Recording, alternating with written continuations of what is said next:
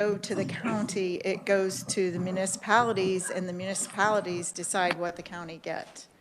So we're going to take a look at this again in bill form, and I would request for that bill introduction.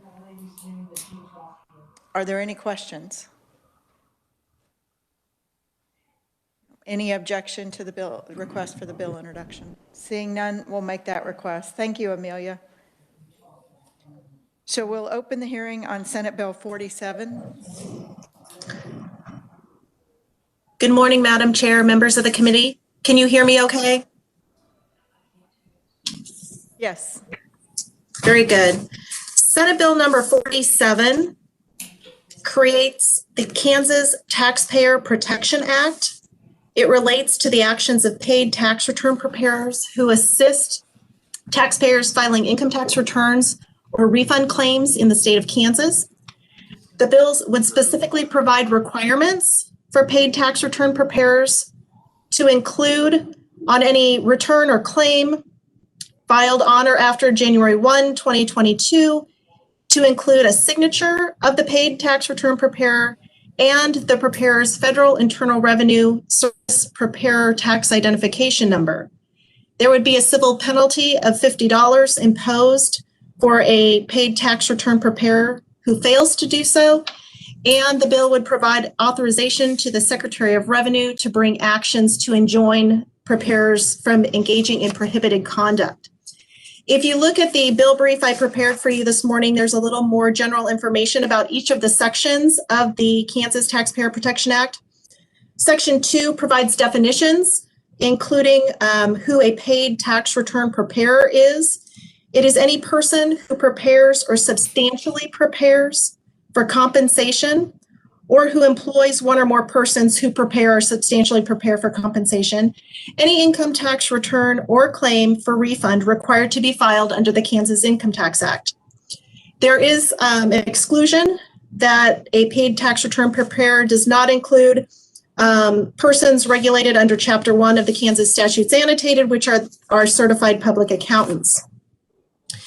Section 3 requires that on and after January 1, 2022, that income tax returns or claims for refund need to have the paid tax return preparer include their signature and their Federal Internal Revenue Service Preparer Tax Identification Number. Section 3 also provides the penalty of $50 for each failure, with a maximum penalty of $25,000 per preparer per calendar year. There's also a mechanism for notice and review of the penalty.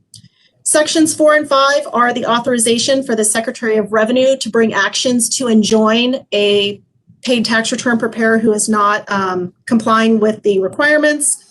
Section 6 authorizes the Secretary to adopt rules and regulations, and Section 7 provides that the bill would take effect from and after publication in the statute book. And I would be happy to stand for questions. Amelia, committee, are there any questions? Seeing none, we'll call the first conferee.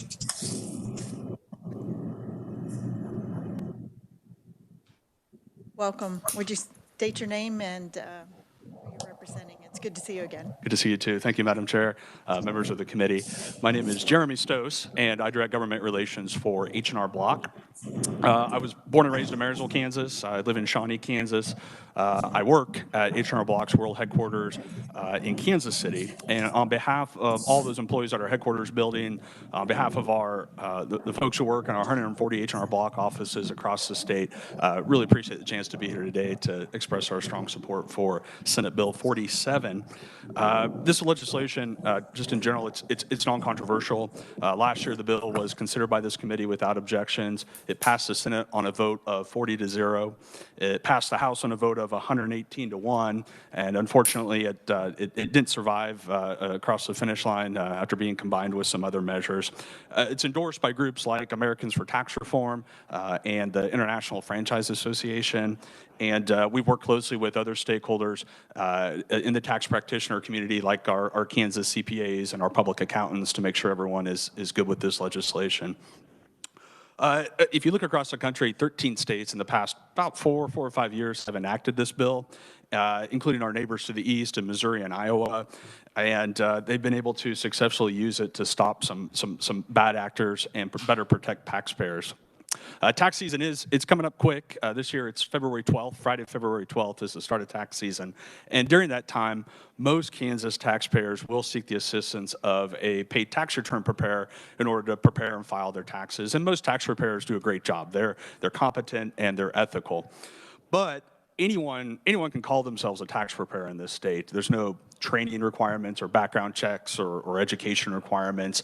And anytime you're dealing with a large sum of money, like a tax refund often is for most Americans, it does open the system up for abuse by a small number of bad actors. And often at Block, we see these as like fly-by-night operators. They open up, hang out a shingle during tax season. They're gone on April 16th.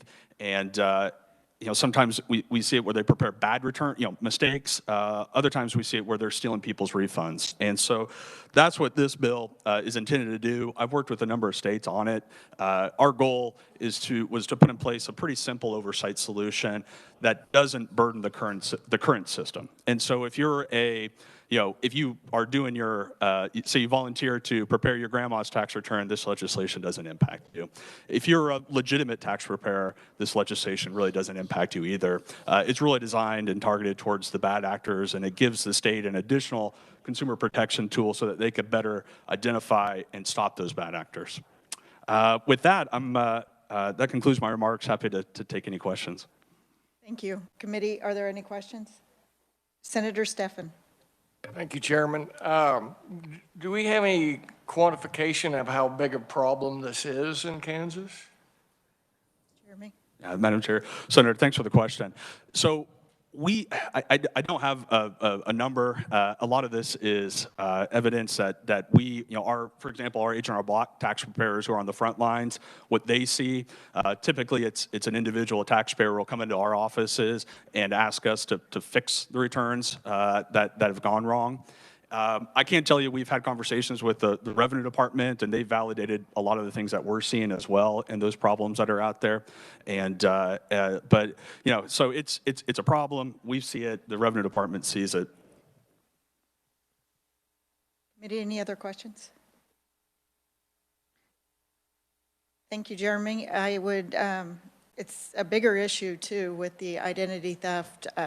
If you guys have any suggestions on other ways to combat within that state, I was actually working on this issue this morning for other reasons, but it is an issue that we pay out hundreds of millions of dollars, so we appreciate the effort. Absolutely, I'd be happy to work with you on that. Thank you. Committee, any other questions? Seeing none, thank you, Jeremy. Thank you. Is there anybody that would like to testify as a proponent on the bill? Anyone neutral on the bill? Any opponents on the bill? Committee will close the hearing on Senate Bill 47. We'll open the hearing on Senate Bill 49. Amelia, would you give us an overview? Madam Chair, can you hear me? Yes, thank you. Very good. Madam Chair, members of the committee, Senate Bill number 49 relates to an income tax credit and would extend the time period and expand eligibility for the single city port authority credit. Currently under Kansas law, KSA 7932-212 provides a credit against income tax for taxable years 2002 through 2021 in an amount equal to 100% of the amount attributable to the retirement of indebtedness authorized by a single city port authority established before January 1, 2002. The total amount of the credit allowed is $500,000 for any one fiscal year. And beginning with tax year 2013, the credit was limited to corporate taxpayers only. This bill, Senate Bill number 49, would amend that statute to extend the time period of the credit through taxable year 2041, and it would expand eligibility to all taxpayers for tax years 2022 through 2041. And the bill would take effect from and after publication in the statute book. And I would be happy to stand for any questions. Thank you. Thank you, Amelia. Committee, any questions? Seeing none, we'll call the first conferee, would be Watco. I think they're joining us online. Good morning, Madam Chairwoman. Can you hear me okay? Yes, we can. Thank you very much. My name is Laura McNichol, and I appreciate the opportunity to come before you this morning, and thank you for allowing me to do it virtually. I come today in front of you guys to talk about Senate Bill 49. Again, I'm Laura McNichol. I'm with Watco. As maybe most of you know, Watco is a homegrown Kansas company. We're based in Pittsburgh, Kansas, and we operate 3 short-line railroads in the state of Kansas, as well as railcar repair shops and several other businesses, but all in the transportation services space. This bill focuses on the Kansas and Oklahoma Railroad. We bought that line in 2001 from another short line holding company, and a lot of it was in, let's call disrepair. Because of the low density nature of some of the lines of the Kansas and Oklahoma Railroad, which I'll call the K&O from here on out, they were at risk of going out of service. And so this single city port authority tax credit was designed to ensure that several of these lines remain in operation despite their low density. We primarily serve agriculture and several elevators on these lines. So we're hoping that today you guys will consider reinstating this expiring tax credit. Every year, the Port Authority gets together and plans track work for the following year, and Kansas DOT certifies that the work takes place, and they do it in compliance with their requirements and oversight, and that kind of signs off on the tax credit. The value of the tax credit is then applied back to these lines and has kept them in service all of these years. They do remain low density lines. The Kansas and Oklahoma Railroad is about a little more than 1,100 miles of total track, and we haul an average of 60,000 carloads a year, let's call it. This last year, we hauled 57,000 carloads. The lines in question haul just about a little bit more than 1,000 carloads a year. And so, you know, while we meaning short-line railroads, operate nearly 50% of the total miles in Kansas, we receive about 5% of the revenue.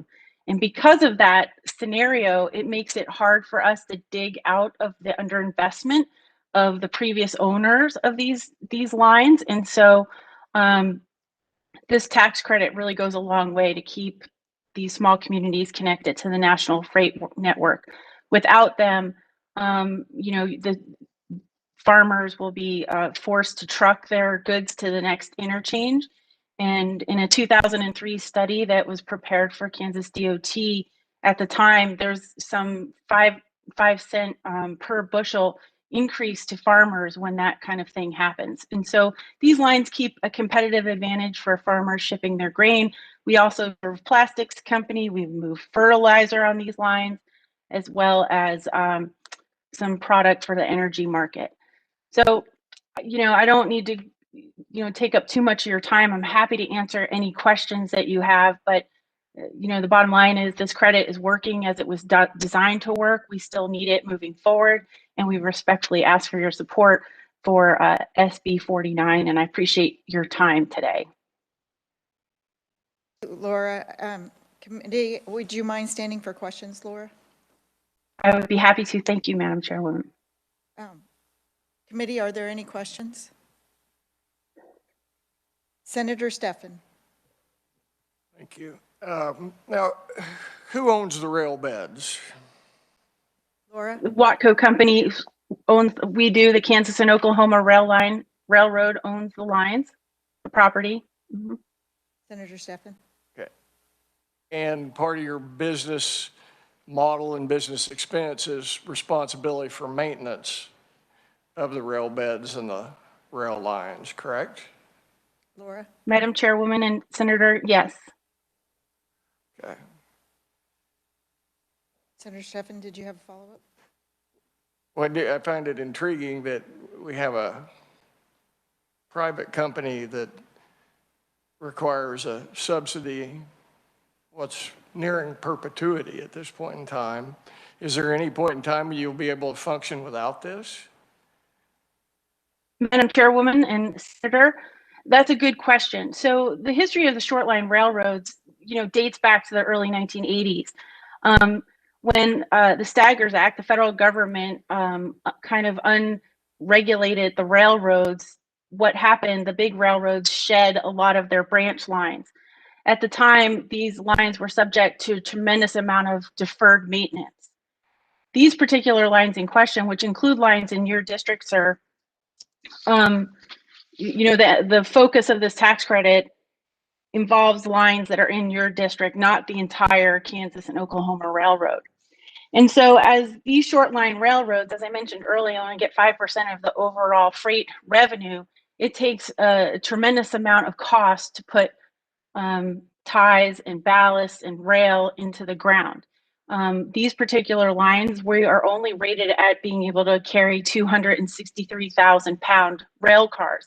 The industry average, or the industry standard today, I'm sorry, is 286,000 rail pounds. And so without help from outside sources like state governments, short lines like ours will never be able to kind of, as I said, dig our way out of the underinvestment by their previous owners due to the cost and the structure in which we receive revenue.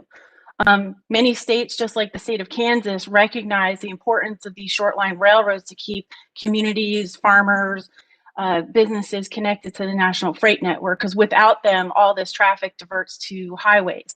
And if that happens, there's a tremendous taxpayer cost to not only upgrading them, but keeping them maintained at a higher level due to the new additional truck traffic that we typically haul on our privately owned rights of way. And so the state of Kansas has robust programs to help short lines. It's to the tune of nearly $10 million a year, where we apply for projects to do these very same things. But this is an incentive to keep these particular lines that stretch from Conway Springs to Coates and from Garden Plain to Pratt in service, because without this this tax credit to help us invest in these lines, there's just not enough traffic on them to justify them staying in business.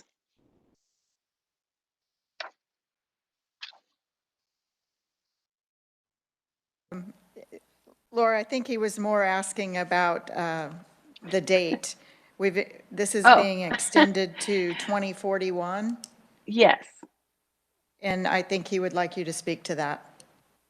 Madam Chairwoman, Senator, sorry I didn't quite grasp the question, but I wanted to provide some history to indicate that, this tax credit is needed today, yesterday, and into the future, and to the extent that the committee is willing to consider it, for another 20 years, we would definitely appreciate that and support it.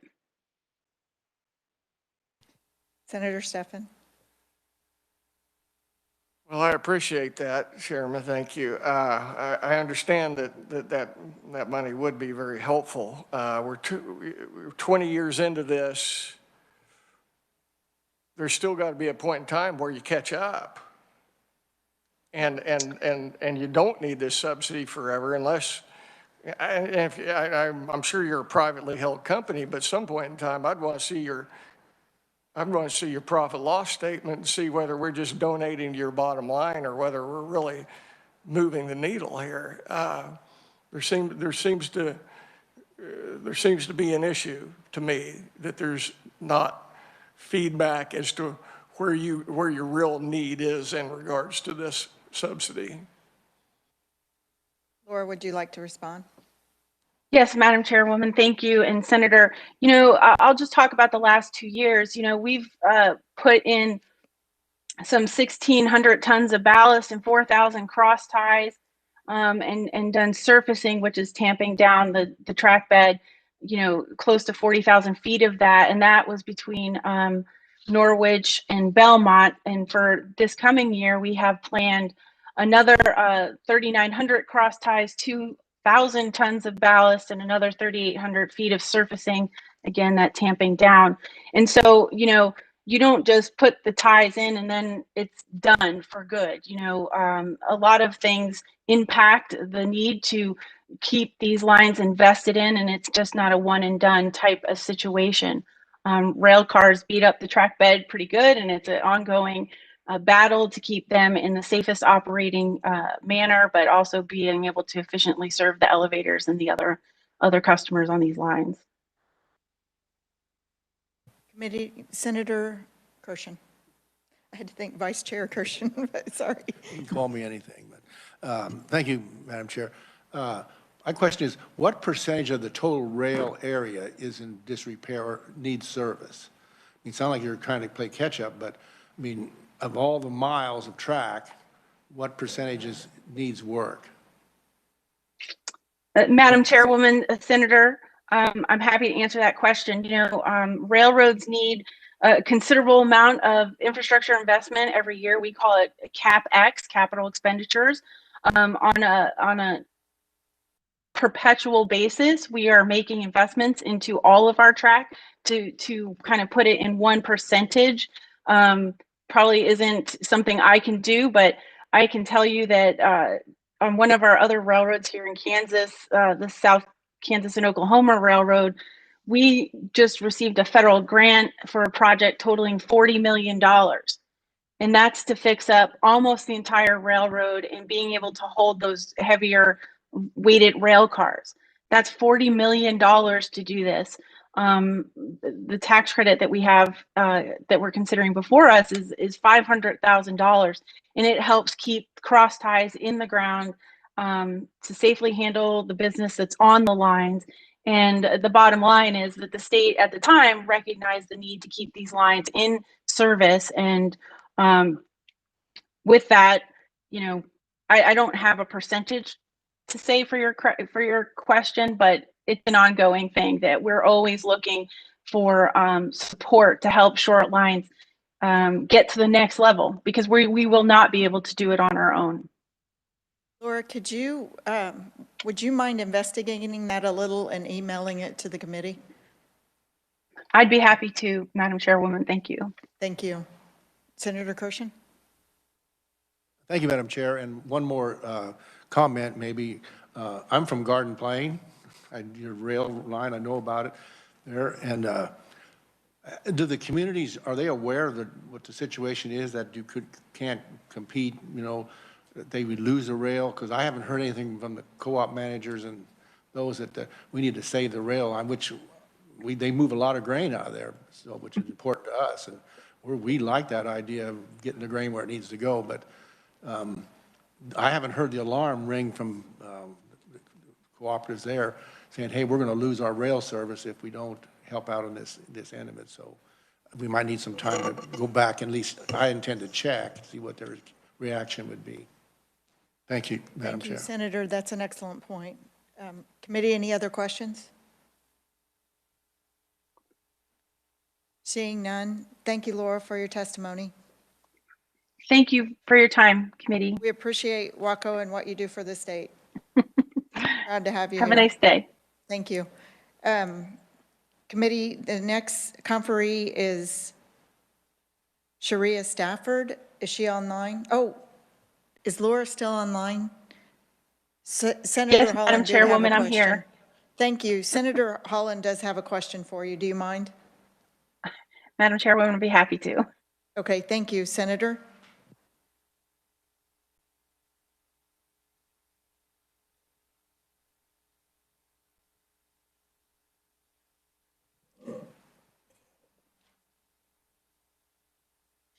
I'm sorry, I didn't hear the question. Neither did we. Oh.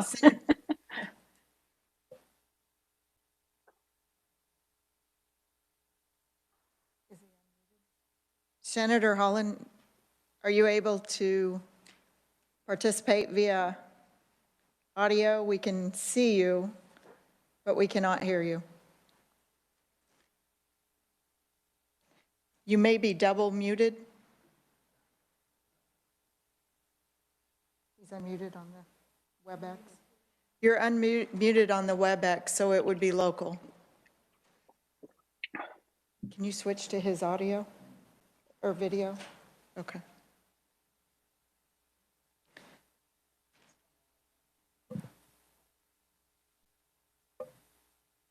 Senator Holland, on the bottom left corner of your screen, there should be an audio setting.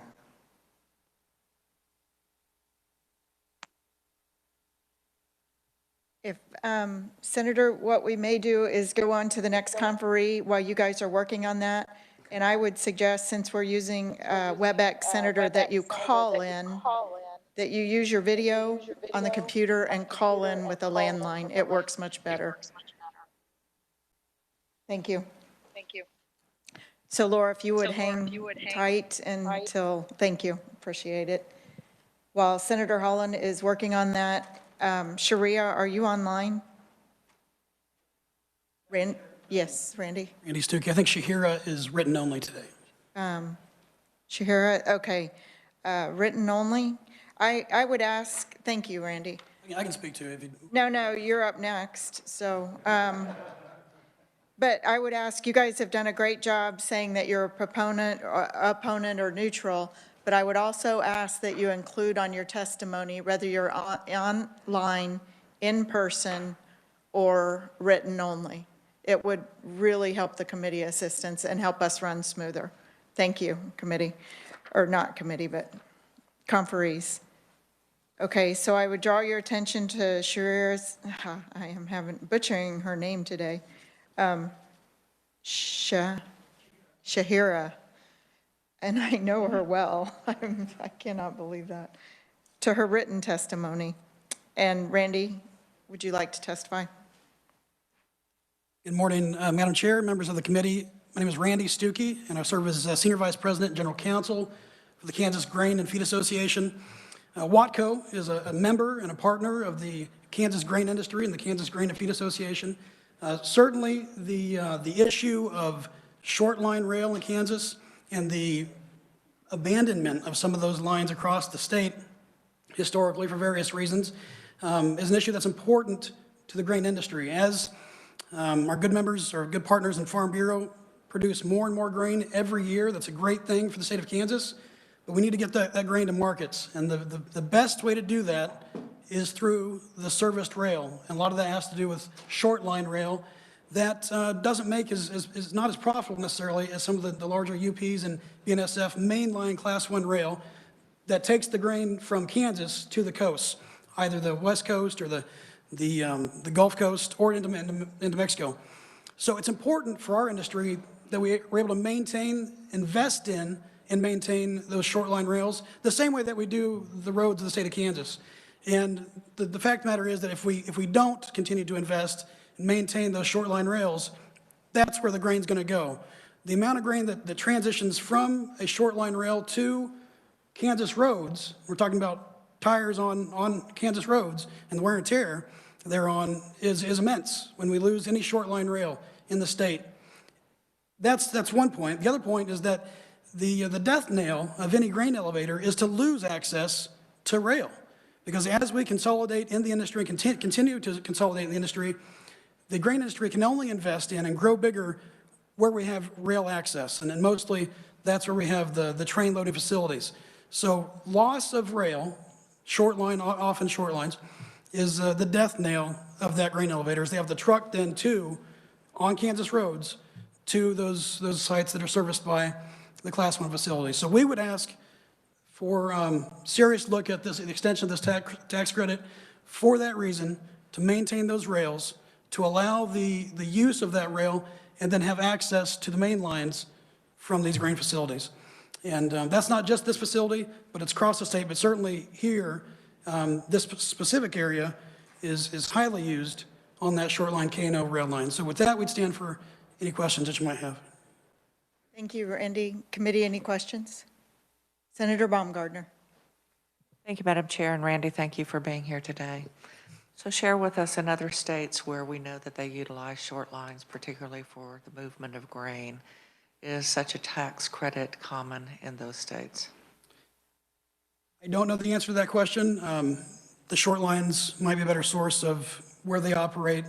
Are they able to save those lines through the use of income tax credits? I do know that in testimony last year in one of the tax committees that, I don't know if it was Watco, but certainly there was conversation about this same idea in Oklahoma and the ability to salvage those lines through maintenance and upgrades in that state, mostly the grain states. I think that was the House Tax Committee, and Laura, I think, can provide that information for the committee. Laura, would you be willing to provide that? Madam Chairwoman and Senators, there are tax credits to help shortline railroads in a handful of other states. Georgia, Alabama, Oklahoma was the first state to do it. There's one in Oregon. We came before this body last year to pursue a state shortline railroad tax credit. And I believe that this one that's in question today is kind of the start of the idea of using tax credits to incentivize railroads to make greater investments in these lines. As I mentioned before, there was a time period where Kansas lost nearly 2,000 miles of shortline railroads. And that was a huge hit to taxpayers as all this grain ended up on the highway. Roughly 30% of the miles, shortline miles here in Kansas can haul the 286. And so these lines have to, these customers have to light load their cars to get them to interchange. So the efficiency just is not there. But in our neighboring state of Oklahoma, they had a $1,500 a mile shortline tax credit on the books for a number of years. And just last year, they increased that tax credit to $5,000 per mile. And that is it's a 50% tax credit. And so if a railroad makes a $10,000 investment per mile, they will get a tax credit of $5,000. And when they receive that tax credit, it allows them to make greater investments in infrastructure in their state. And it's a very successful tool for driving greater investment in these lines. Thank you for the opportunity to answer that. Did that answer your And question, good Senator? Yes, thank you, Madam Chair. Thank you. Committee, any other questions? Senator Steffen, yes, and Senator Holland's queued up Madam next. Chair, can you clarify that last statement? 'Cause that sounds markedly different from what is being proposed here, where the short line railroad company, it sounded like, got the tax credit. So if they were spending $10,000 per mile, they could get 5,000 back. That sounds, is that my imagination, or is that dramatically different than what this is proposing? This is proposing basically subsidizing $500,000 to the railroad without any guarantees on total money spent or anything like that, correct? Laura, would you like to respond? Chairwoman and Senator Steffen, those investments need to be approved by the Pittsburgh Port Authority before they're made, and they need to be a minimum of $500,000 to achieve the tax credit. That tax credit has allowed the Kansas and Oklahoma to invest in a greater way than we probably would have otherwise had the tax credit not been there. Since 2001, when the railroad was bought by Watco, but then evaluated and what we can do considering the state of the infrastructure, this idea came up. And again, those lines are very low density and they would not justify with the revenue they receive on them, the investment needed to keep them open. And so the tax credit allows us to keep those in operation. Any other questions? Senator Steffen, did you have another one? Okay. Senator Holland, you had a question?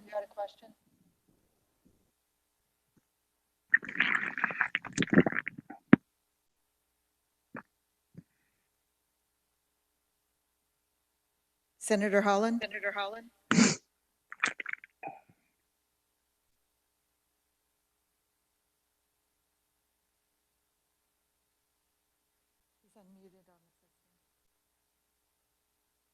Oh, can you hear me? We can hear you now.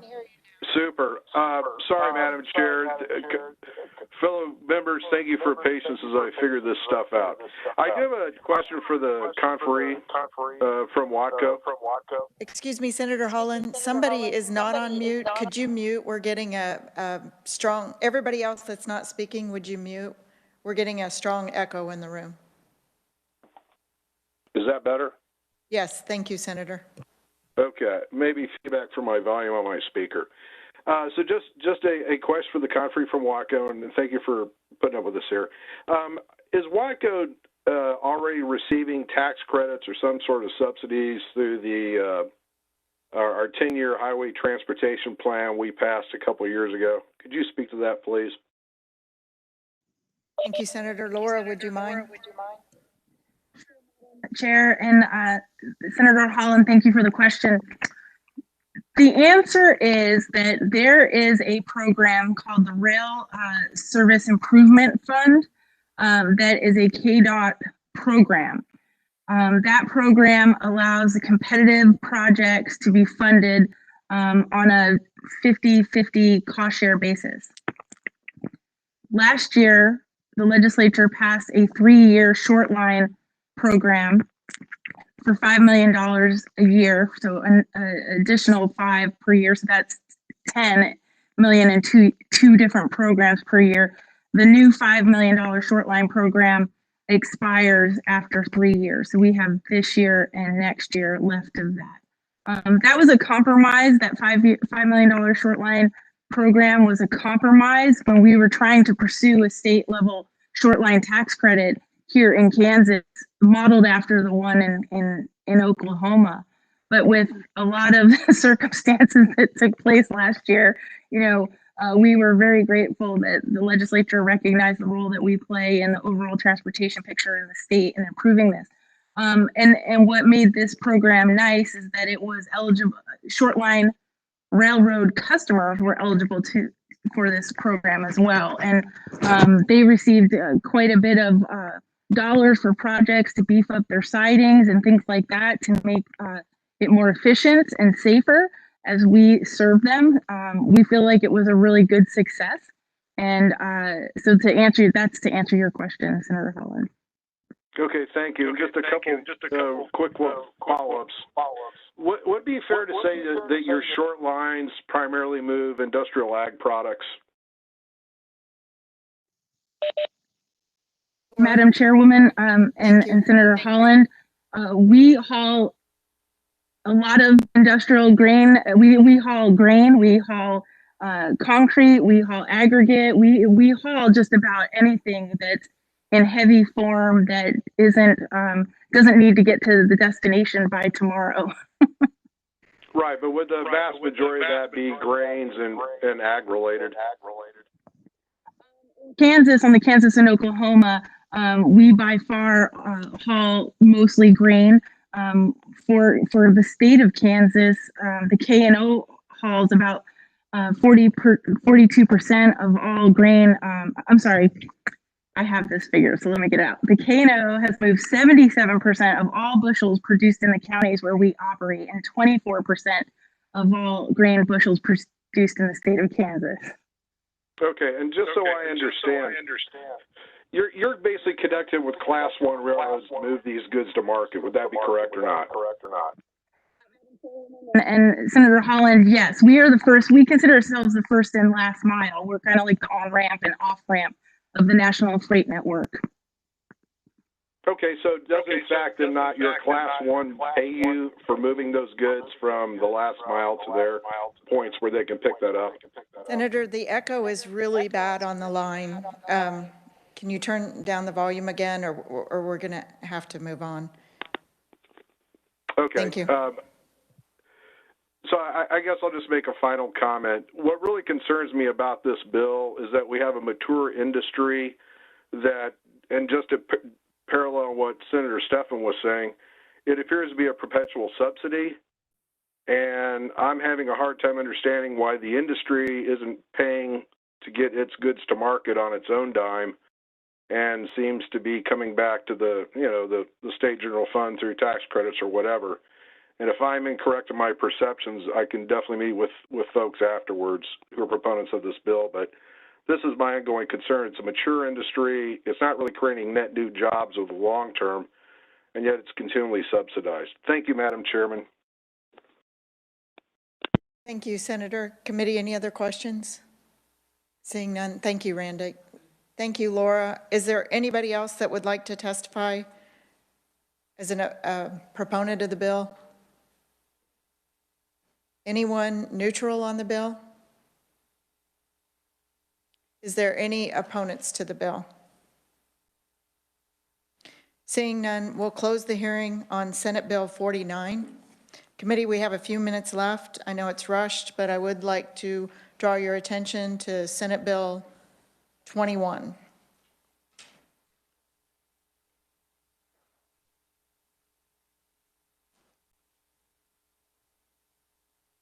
Amelia, would you give us a brief overview? Certainly. Can you hear me, Madam Chair? Yes, thank you. Thank you, Madam Chair, members of the committee. As a reminder, Senate Bill 21 relates to countywide retailer sales tax authority and would validate the result of an election held November 3rd of 2020 in Cherokee County that would increase their retailer sales tax by 0.5% to be used for ambulance services, renovations, and maintenance of the county buildings and other projects deemed necessary by the county. Thank you, Amelia. Committee, what are your wishes on the bill? Senator Kirshen? Or is there any questions on the bill first? Seeing none, what are your wishes on the bill? Thank you, Madam Chair. I'd like to make a motion to pass out Senate Bill 21 favorable and put it on the consent calendar. Is there? Thank you. It's been moved by Senator Kirshen to pass out Senate Bill 21 favorably, seconded by Senator Clays. I apologize. Senator Clays. Any discussion on the motion? Seeing none, all those in favor say aye. All those opposed say nay. Motion carries. Committee, we don't usually do this, but since it's the third year we've seen the bill, I would ask if there is any concern if we would work that bill today. We just had a hearing today. Any objection to that? Okay, committee. And this is rare. We don't usually do this, but it is the third year, if I remember correctly. Committee, what are your wishes on the bill? Is there a motion? Senator Baumgardner. Thank you, Madam Chair. I move that we pass out Senate Bill 47 favorably. Thank you, Senator. Would you like to put it on the consent calendar also? Yes. Thank you. It's been moved by Senator Baumgardner, seconded by Senator Corson, that we pass out favorably and put on the consent calendar Senate Bill 47. Any discussion on the motion? Seeing none, all those in favor say aye. All those opposed say nay. Thank you, committee. We will not be picking up Senate Bill 49 today. But committee, I would like to draw your attention to Senate Bill 22. I think what we'll do is to begin to work that today, and as we run out of time, we will pick up. That will be our first thing on the agenda Thursday, is to finish working Senate Bill 22. And then we'll pick up with the informational hearing on wind turbine property taxes. I know it wasn't brought up today, but it would be interesting to see. I know they pay an exorbitant amount of property taxes, the short rail lines. So it might be interesting to get that information before the committee. Thank you. Committee, Senate Bill 22.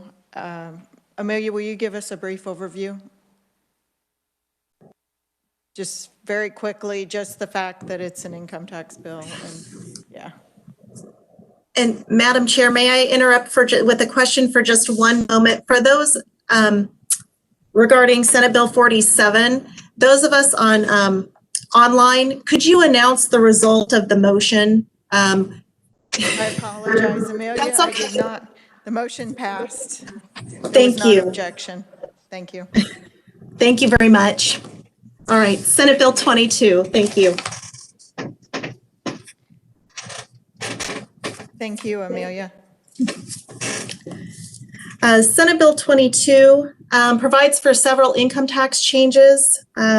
These include modifications regarding determining Kansas income, the election regarding Kansas itemized deductions for individuals, expanding the eligibility for the expensing deduction, and amending the calculation, exemption of unemployment compensation income that may be attributable as a result of identity fraud, and increasing the net operating loss for corporations.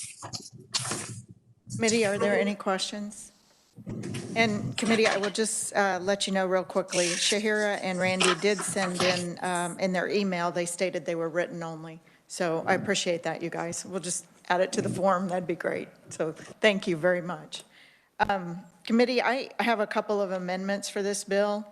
We could start on that if you're comfortable. We do have about 5 minutes. So I have a balloon. And would you mind passing this out to the committee? Oh, we could just hand it down. That way less hands.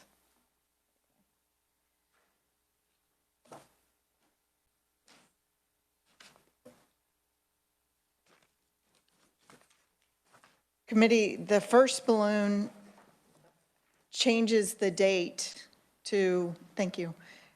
The first balloon changes the date on the option to itemize. And what it does is sets the date instead of 2021, it sets it to 2020 so that taxpayers filing this year would have that option to itemize. It does increase the fiscal note. I'm sure it will increase it about $30 million.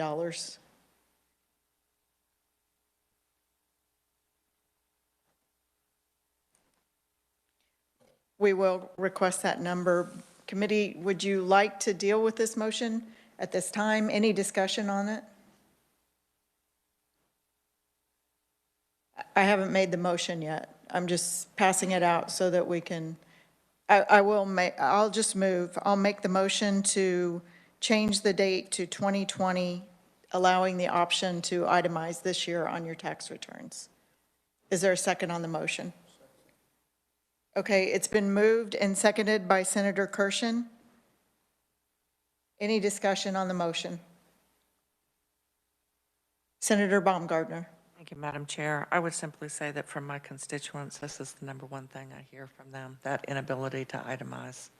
So for Kansans, particularly in my district, they would be very favorable of this. Thank you, Madam Chair. Thank you, Senator. I would have liked to have gone back further, but we need to be realistic with where we are. And if we would give them the option this year when filing their taxes, I think that would be helpful, especially after what we faced in 2020.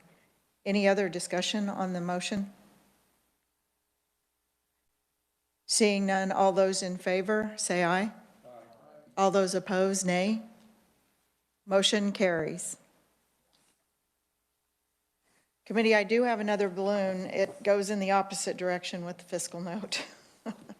So this one may take a little bit of discussion and time.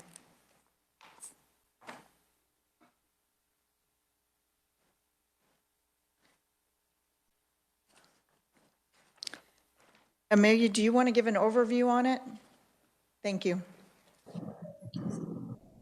Certainly, Madam Chair. Thank you.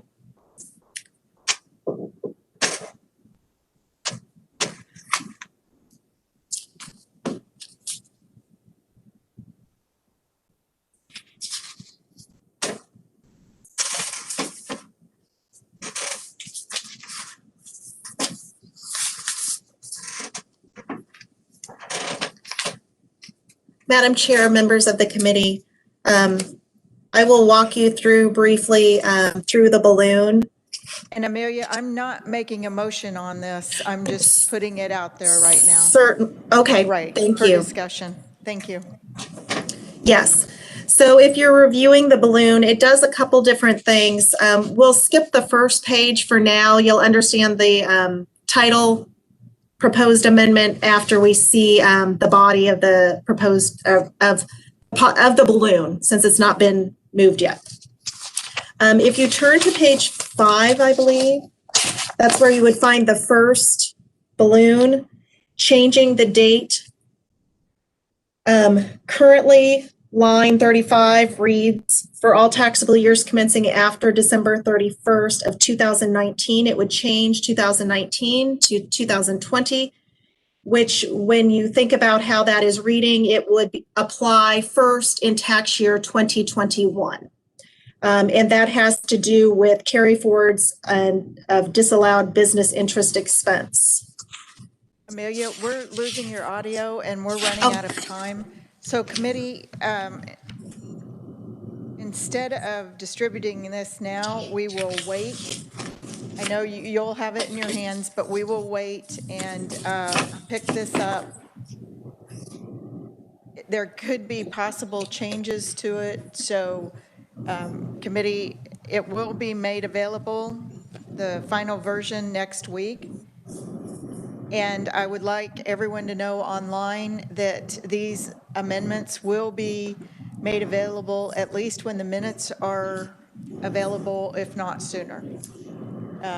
We do want to be transparent and get that out there, but we want to be cautious of how we do our work too. I will get a fiscal note for this for Thursday so that we can pick up discussion from there because it is a considerable change. It's probably decreased by 150 million on the fiscal note. So committee, please bring any amendments or work that you have on Senate Bill 22. We will pick up this work Thursday, first thing, and then we will have the hearing on the wind turbine property tax Thursday. Is there any other business? So I'm going to suspend work on this and we'll pick it up Thursday. Is there any other business to be brought before the committee? Seeing none, committee, thank you for your work. We're adjourned.